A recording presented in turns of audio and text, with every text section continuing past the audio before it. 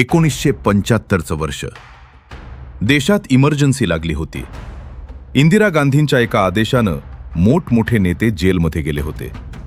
बाहेर भीतीचं वातावरण होतं. कोणीच सरकारच्या विरोधात बोलायला तयार नव्हतं.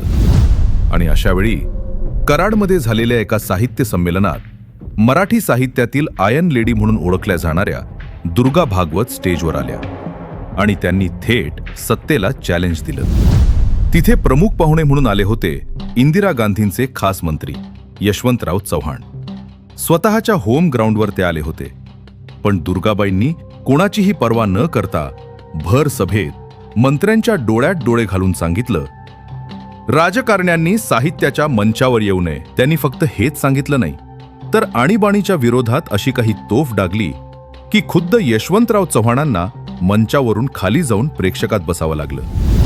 जेव्हा आणीबाणी संपली आणि नवीन सरकारनं त्यांना देशातला सर्वात मोठा ज्ञानपीठ पुरस्कार देऊ केला, तेव्हा दुर्गाबाईंनी तो नाकारला. त्या म्हणाल्या, लेखकानं सत्तेचा पट्टा गळ्यात बांधून घेऊ नये.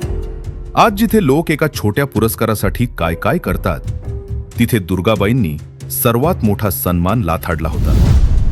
मराठी साहित्यातील ह्या आयर्न लेडीची गोष्ट तुम्हाला आवडली असेल तर शेअर करायला विसरू नका.